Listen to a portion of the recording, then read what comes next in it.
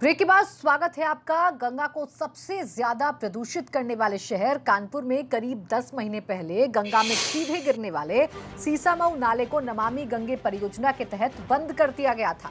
लेकिन कोरोना संकट के दौरान लागू हुए लॉकडाउन के बाद कानपुर जल निगम ने एक बार फिर से कानपुर में परमठ घाट पर मौजूद टेफको नाले को खोल दिया है, जिससे सीवर का पानी फिर से सीधे गंगा में गिरने लगा है।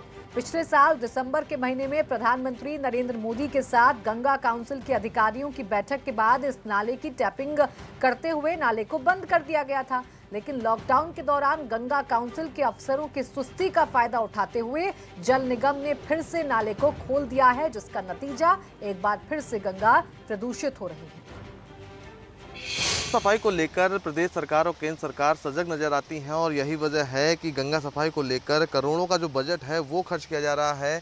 लेकिन अगर बात कानपुर की जाए तो कानपुर में जैसा पहले भी बताया जाता रहा है कि गंगा जो है सबसे ज़्यादा गंदी जो है वो कानपुर में होती है। और एक बार फिर से यहाँ देखने को मिल रहा है कि जो यहाँ परमठ पर नाला है, टेफको नाला है, वो एक बार फिर से गंगा नदी में गिर रहा है। यहाँ पर आप देख सकते हैं कि जो नाला है वो लगातार गंगा जल को दूषित कर रहा है। पानी जो है वो पूरी तरह से काला हो चुका है। यहाँ पर स्नान और आचमन योग गंगा नहीं है। आप देखेंगे तो आपको खुद समझ में आएगा कि किस तरह से गंदगी का अंबार है और जो पानी है वो किस कदर काला हो चुका है। तो साफ है कि जैसे ही जो सरकार है लोगों का ध्यान कोरोना के चलते इधर उधर डाइवर्ट हुआ है, तो उसके बाद अधिकारी जो हैं वो लापरवाह हो गए हैं और जो शहर के नाले हैं उनको एक बार फिर से गंगा नदी में छोड़ दिया गया है। तो देखना ये है कि आखिरकार गंगा कब तक मैली होती रहती है या फिर अधिकारी कोई संज्ञान लेते हैं और नालों को बंद किया जाता है। वीडियो संकेत के साथ प्रभात अवस्थी, एबीपी गंगा, कानपुर। वहीं वाराणसी में इन दिनों प्रसिद्ध संकट मोचन मंदिर के नाम से देश के कई मंदिरों को फर्जी चिट्ठी भेजने का एक चौंकाने वाला मामला सामने आया है। दरअसल संकट मोचन मंदिर के नाम से देश भर के धार्मिक संस्थानों और मठ मंदिरों को कुछ फर्जी पत्र भेजे गए थे, जिनमें से एक चिट्ठी में स्वामी नारायण संप्रदाय के अक्षरधाम मंदिर के खिलाफ आपत्तिजनक बातें लिखी गई हैं। लेकिन लगातार इन चिट्ठियों के आने के बाद संकट मोचन मंदिर के महंत विशंबर नाथ मिश्र ने मंदिर के पते से भेजे गए इन फर्जी पत्रों की शिकायत लंका थाने में की है। संकट मोचन मंदिर के महंत ने शक जताया है कि मंदिर को बदनाम करने के लिए किसी ने ऐसी साजिश रची है। मामला ये है कि हम लोगों को तो जानकारी भी नहीं था।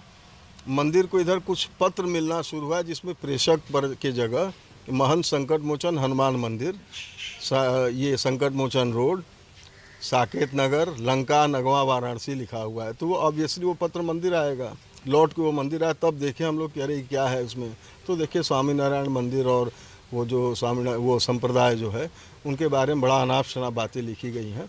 तो हमको ये गंभीर मामला दिखा, तो जो भी पत्र आए हमने लंका थाने को सूचित किया और हृदय शंकर मिश्र जी हमारे यहाँ के हैं, एम्प्लॉई हैं, वो ले आके वो विधिवत एप्लीकेशन दे के उसको पुलिस को दे दिया है। वाराणसी के संकट मोचन मंदिर के महंत ने लंका थाने में एक तहरीर दी है और इस बार ये तहरीर कुछ पत्रों के साथ है। वो विवादित पत्र स्वामीनारायण संप्रदाय और अक्षरधाम मंदिर को लेकर हैं। इस पत्र में इस संप्रदाय और मंदिर को लेकर विवादित टिप्पणी की गई है और ये पत्र अब संकट मोचन मंदिर को प्राप्त हो रहे हैं। संकट मोचन मंदिर का नाम इन पत्रों में है। कहा यह जा रहा है कि इस मंदिर के नाम से इन पत्रों को भेजा जा रहा था, जिसके बाद ये पत्र वापस आ रहे हैं। कहीं ना कहीं संकट मोचन मंदिर के महंत किसी बड़ी और गहरी साजिश की आशंका जता रहे हैं और अब पुलिस इस मामले की छानबीन में जुट गई है। हालांकि पुलिस के अधिकारी अभी इस पूरे मामले पर कुछ भी बोलने से बच रहे हैं, लेकिन महंत का ये कहना है कि कहीं ना कहीं किसी बड़ी साजिश से इनकार नहीं किया जा सकता। कैमरामैन विशेष के साथ नीतीश कुमार पांडे, एबीपी गंगा, वाराणसी। और उत्तर प्रदेश की 7 विधानसभा सीटों पर होने वाले उपचुनाव के लिए कांग्रेस ने भी आज 5 और प्रत्याशियों के नामों का ऐलान कर दिया है, जिसके साथ ही कांग्रेस ने अब तक 7 में से 6 उम्मीदवारों के नाम घोषित कर दिए हैं। कांग्रेस ने अमरोहा की नौगांव सीट से कमलेश सिंह को, बुलंदशहर से सुशील चौधरी, फिरोजाबाद की टुंडला सीट से स्नेहलता को अपना उम्मीदवार बनाया है। तो वहीं अगर कानपुर की घाटमपुर सीट की हम बात कर लें तो यहां से कांग्रेस के उम्मीदवार हैं कृपाशंकर, देवरिया की अगर हम बात कर लें, जहां पर उपचुनाव होना है, तो यहां से कैंडिडेट हैं मुकुंद भास्कर मणि त्रिपाठी।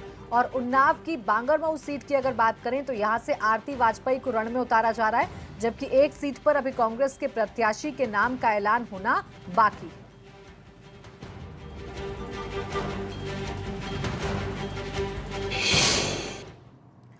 और अब बात हाथरस कांड की। हाथरस गैंगरेप मामले में जांच का जिम्मा एसआईटी को सौंपा गया है।